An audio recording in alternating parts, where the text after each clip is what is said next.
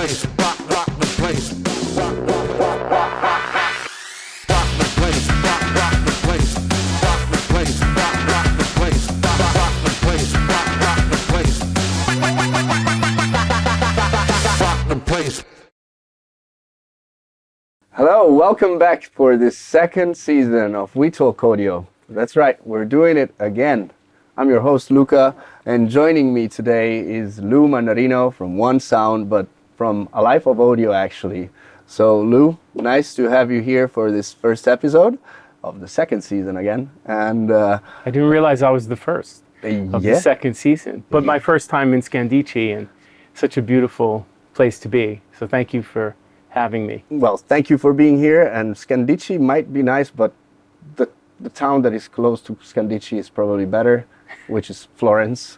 Has a little more history, maybe. Yeah, maybe. Oh, well, Caruso was from here, so talking music. Yeah. So there's interesting things going on in Scandicci as well for music, other than Powersoft, I reckon. So I mentioned that you have such a interesting and long history, and I don't mean this to bash My age. exactly. It's okay. A long history in audio, spanning from recording the Philharmonic Orchestra, Bruce Springsteen, and I butchered Bruce Springsteen, and Paul McCartney and others, just to mention a few. So maybe give us a little insight on how this came to be. Well, I'm a live engineer. I like the applause at the end of a day's work. So being a recording engineer was not something I was drawn to, which was very different than most people.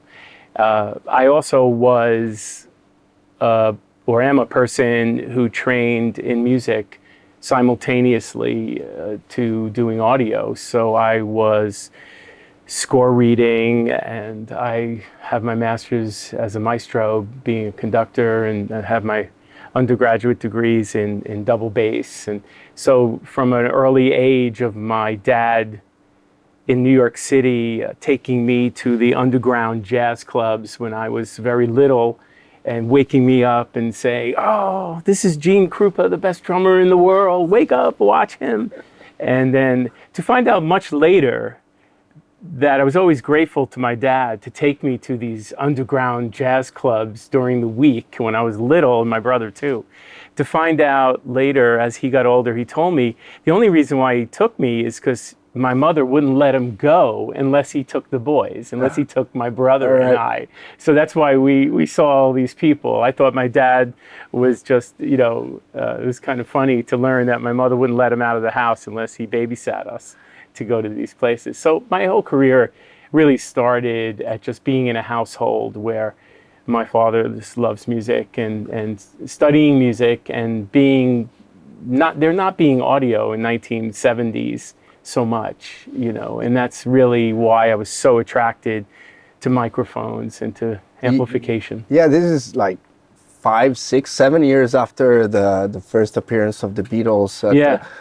And they were on this dismal itsy bitsy PA that were playing, which no one could hear them. Yeah, exactly. So that's where it kind of kickstarted, I reckon, in the US. So it did. Let's make it audible for the audience, and you've been through all of it. Like you've seen the valves, amps. You've seen those huge Mac amplifiers that sound banging, by the way. But sound great. The Macintosh he's talking about. Yeah. But a little bit of an encumbrance when you have to bring them around, I reckon. So you've been through that, and the Class A, B, the Class A's, and now the Class D, and it's an interesting perspective, I reckon, if you move from being not only in the studio but also in the live industry. So the insight we will gather today, it's very broad. And I'm very thankful for this opportunity today, Lou. So let's talk a little bit about the nitty-gritty about making speaker boxes, because I reckon this is probably the last endeavor that you went into after training your ears for so many years. There's some interesting things to be said. So I'd like to start with a quote that is absolutely not mine. I was mentioning it to you before. So building speakers is the art of compromise. And I agree with that quote. Whoever said it, it's an accurate quote. I have no idea. I think it was Yeah. on a Sound on Sound Yeah. article or something like that. And in this means that you can only get so much out of so little, and that little is the speaker itself, the driver itself. There's two big aspects that we have to dive into now. One is the design of the box itself and how that relates to the driver. And the other one is how we can overcome some of the quirks and the disadvantages of certain designs with digital softwares, and so with the processing of the sound itself. Peripherals. So on the two, it's a big question. yes, Yeah, and I don't want you to spill the beans. We went from, well, the beginning of the question was, in a sense, why? Yeah. There are a lot of wonderful speaker brands. People asked me, why would you make loudspeakers when there's so many great loudspeakers? It doesn't seem smart. It doesn't seem wise.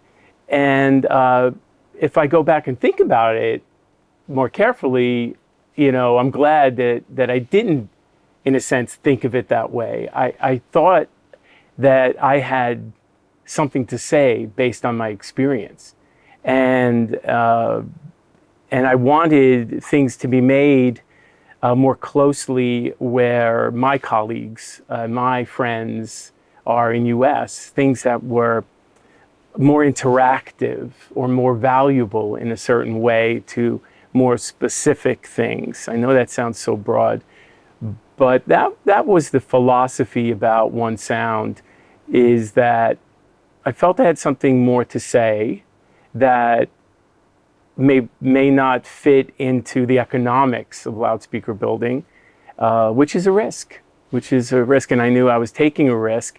And being this late in my career, I was so grateful to our industry.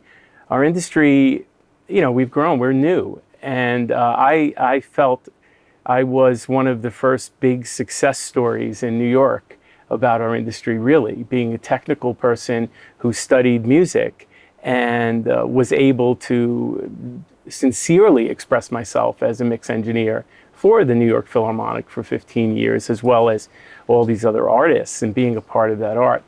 So going to loudspeaker making, my perspective of all loudspeaker making, which I didn't realize at the time, has to be very similar to how a microphone is used.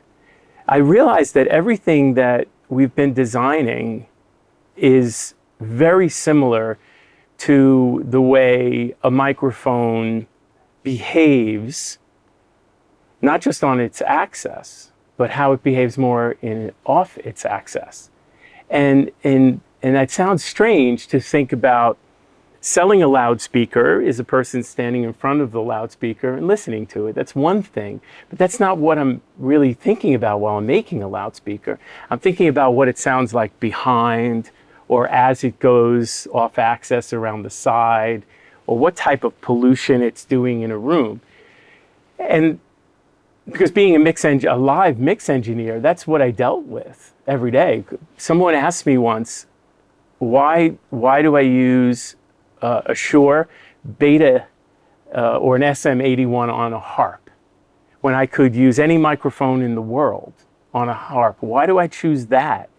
And I said, I had to think about it for a second. And I said, it really is more about what it's not picking up, which is the foot pedals of Nancy's huge harp, Nancy Allen at the Philharmonic, she's amazing.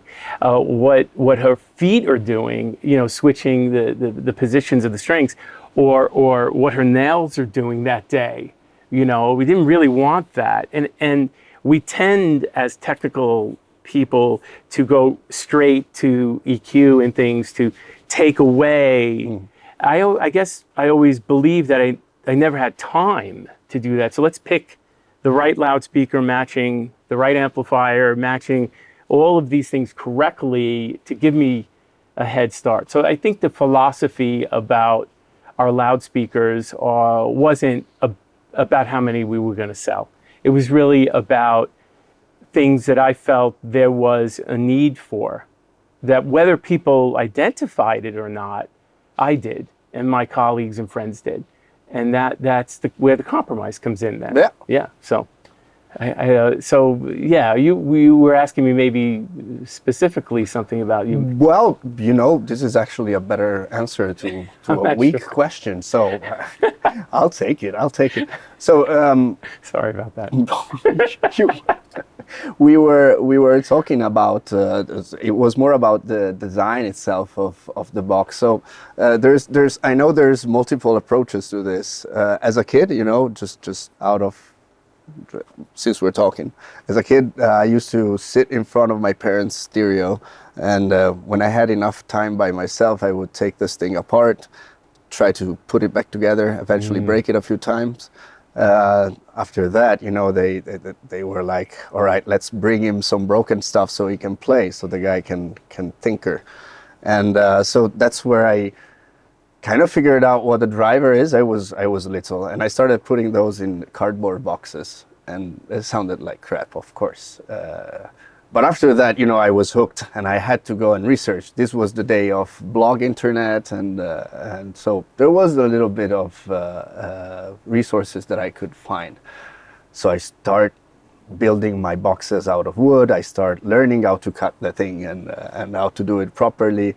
And after a while, I find out that everything I've done, and I put my brain to it, was already done by someone else. I was just going to say that when you said I learned how to do it properly. Yeah, exactly. No, I copied. That's exactly what I was just thinking. And I grew up at a time where there was no internet. Exactly. So, I remember a story. I'll tell a quick story. Yes, please. If it's okay. I was mixing an artist. Her name was Lainey Kazan. Doesn't matter. And I was challenged to mix on the latest analog Yamaha console back in the day, and I didn't have one, and I didn't know how or what it even looked like, let alone how to mix on it. So I had to find the number or the address of Yamaha, and that wasn't simple when there's no internet, right? How do I do that? So I learned to dial a certain number, to ask a certain question, to find a possible number. So then I found the number of the company, would call the number, of course nobody would pick up. So then I would dial 88010203 until someone actually picked up a phone and said, "Hi, Yamaha, can I help you? No one calls this number, who are you?" And I said, "I need a manual for this console."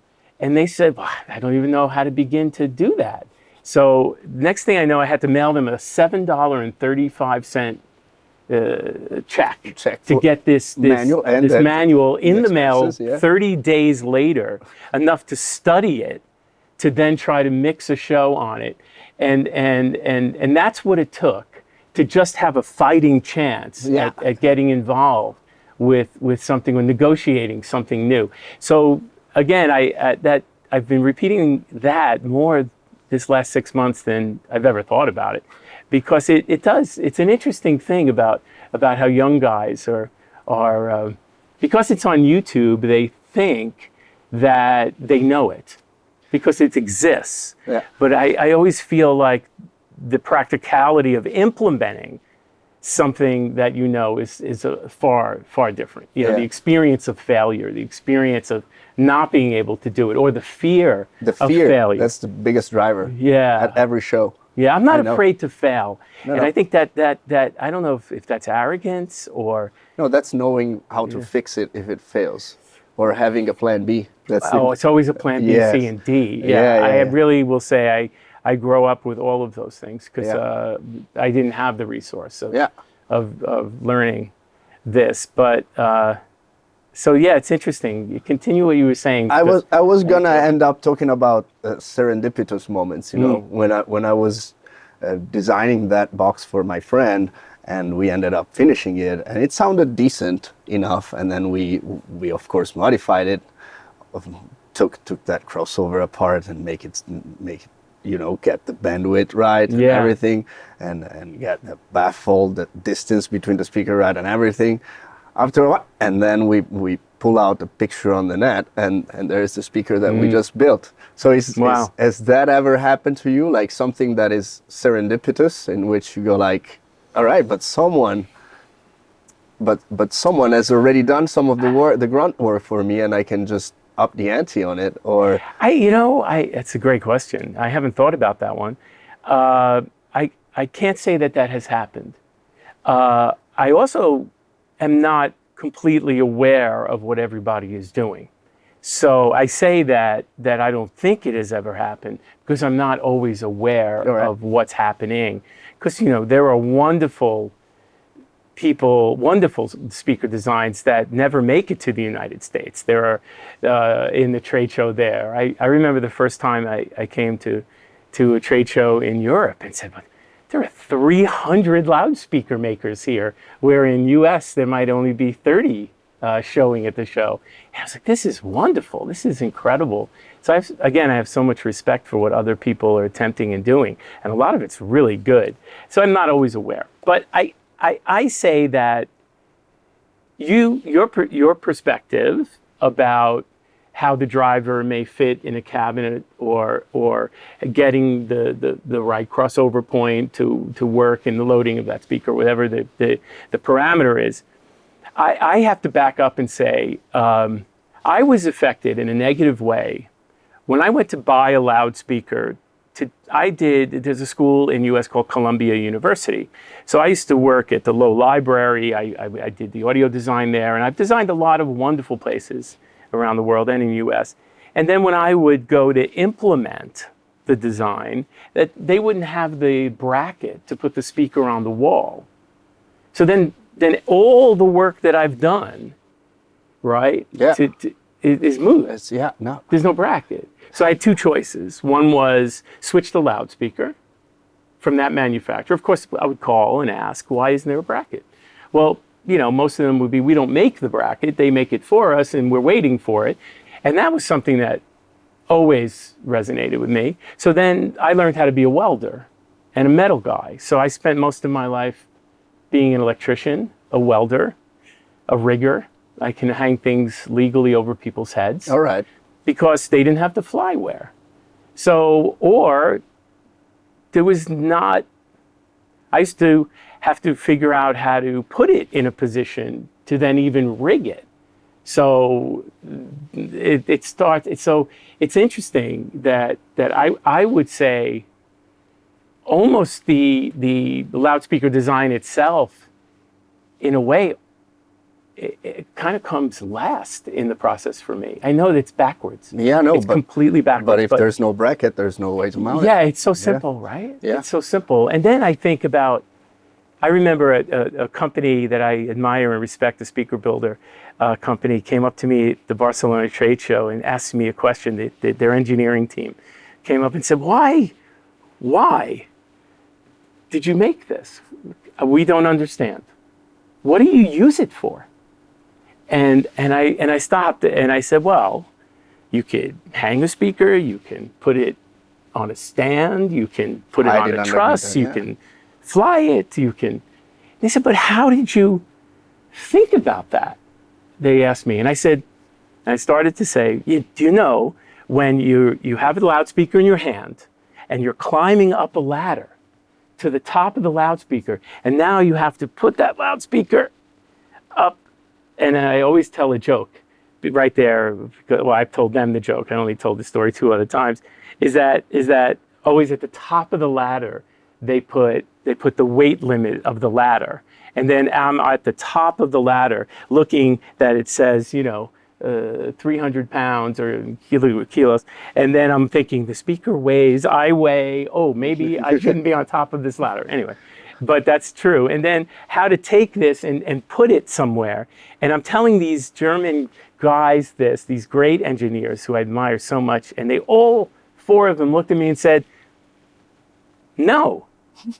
And I said, you've never done that. Yeah. And they said, no. And I said, well, then I guess you would never be able to make this. So, do you understand? Yeah, no, I get it. I get it. It's simplistic. It's definitely like function over form, but also form over function. So like it's a nice convergence of the two. which you mix it with your design Yeah. capabilities, and you make something that is not only sounds good or sounds appropriate for that installation, but it's also convenient when you have to mount it and set it up, and it's something that is taught from a guy that, just like many sound engineers, will read the manual the night before a show, because you have that new piece of gear. And we talked about people not. We talked prior to this conversation on the podcast that, we feel people don't read manuals enough. Yeah. They need animations. Am I a joke to you guys? They need right.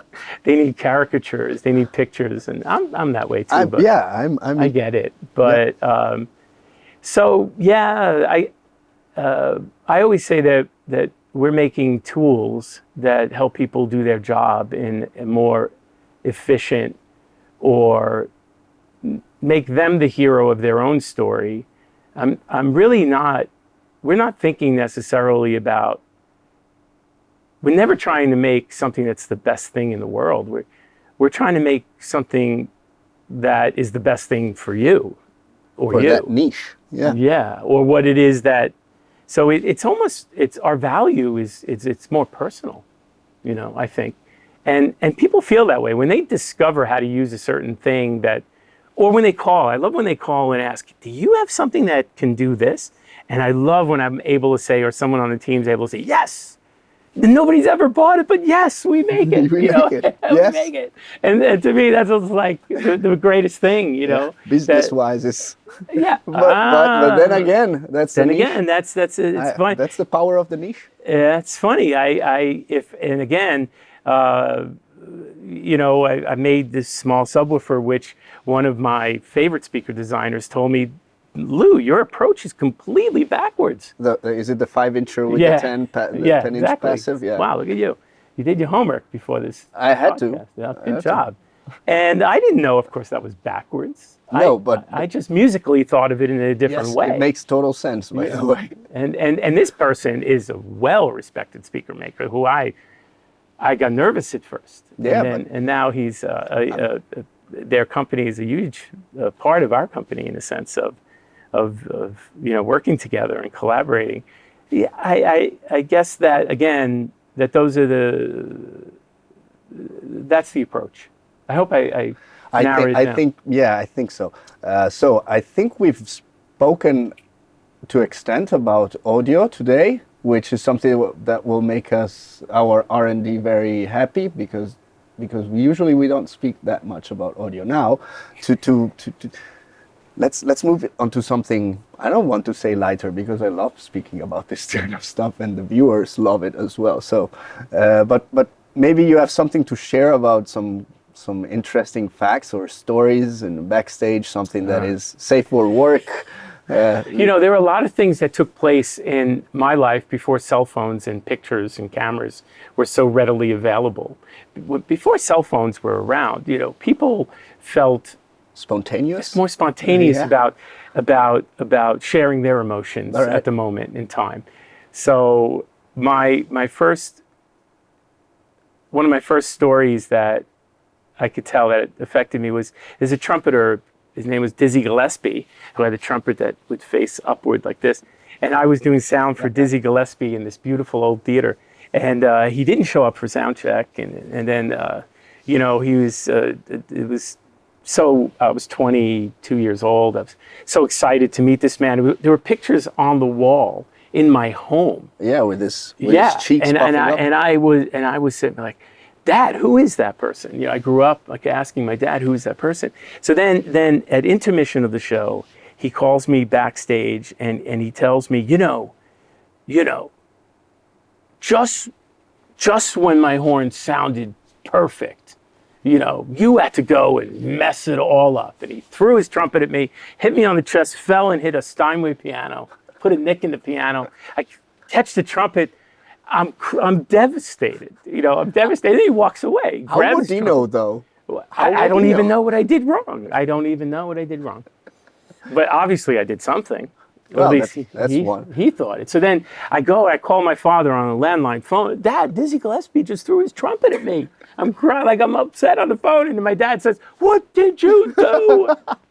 That's the difference between, the parents today and parents. They didn't ask, he shouldn't have thrown his trumpet at you. That's what a parent today would say. But back then, what did you do? I don't know about that. So then I go back Wow. to the audio guys. I have to get a little audio in because this is the story. I go back to the analog desk at the time, and I'm staring at his channel strip. I'm staring at the spare I channel didn't do strip. nothing. I'm staring at the monitor strip, and I'm like, what's going on? What? I had his feed on a post fade, we call it, not a Right. pre fade. Very, very rudimentary mistake, Yeah. honestly. But in the old analog consoles, that button was quite tiny. And it was all the same color back then. And I had to really find it to look where that, I just assumed it was right because of the shadowing, and I got it wrong. So then I made it right, and I was hoping he'd come up and give me some validation at the end. Not a chance. Nobody ever Yeah, tells you if you're doing it right. Yeah. It's only if you're doing it wrong. That's audio. In Yeah. general. Yeah. Yeah. It's true. I used to even do, I would get a review in the New York Times. I would do a show with the Philharmonic, and they would review how the audio was amazing. The choir sounded like it came from all over the place. And I just panicked again. I would get anxiety because if they mention audio positively in a review for the New York Philharmonic or an orchestra, that's a negative thing. You're not supposed to focus on the audio. You're supposed to focus on the band. And I would get more nervous about a positive review than I would necessarily about them getting a negative review. All right. And that's a twist. All right. That's.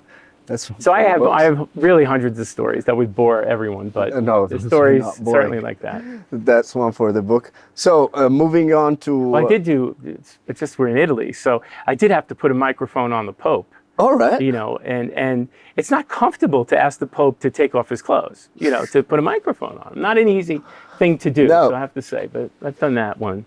Anyway. Sorry, I just No, this I was pull you amazing. straight but off. I can see my colleagues going like, bite your tongue, Luca. I It's okay. They're going to edit all this out anyway. We were supposed to speak for 6 minutes. We're definitely not editing anything of this. So one last thing, and then I'll let you go. So we like to play a little game in the show. We usually have like 25 different types of game, but this year I stomped my foot down, and we're just gonna have one. But I reckon you'll do fine because this is the Powersoft Spaghetti Challenge. So I have. I'm scared. I know. So last year, and you're talking to the winner. So by the way, Davide, if you want a rematch, you know where to find me.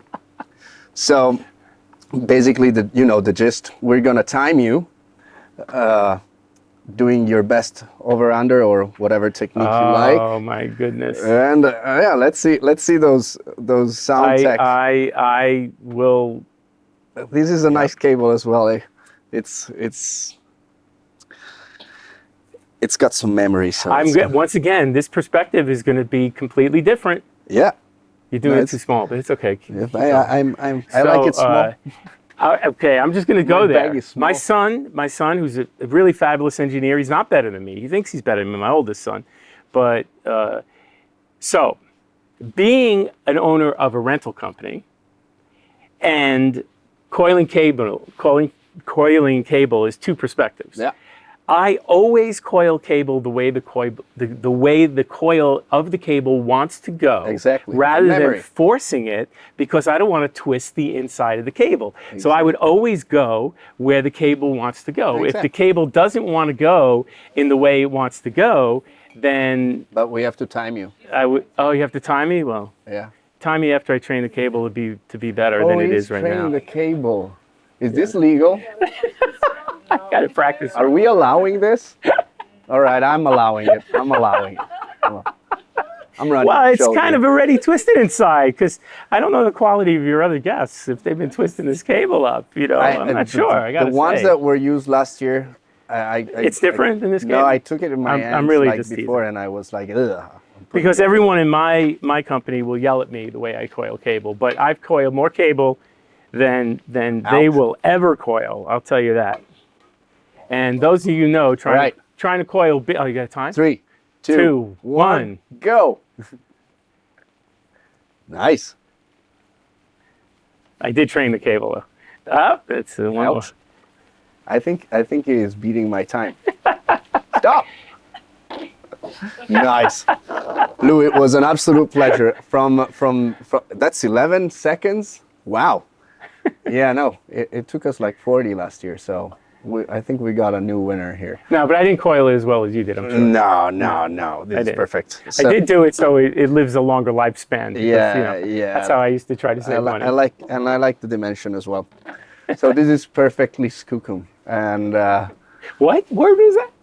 skookum, it's engineering for great job. Oh, wow, I didn't know that. Thank you. Oh, I like that. So on that bombshell, just to quote another show, we can close. Thank you, Lou. It Thank was you. an absolute pleasure. Thank you, Luca. And till next time.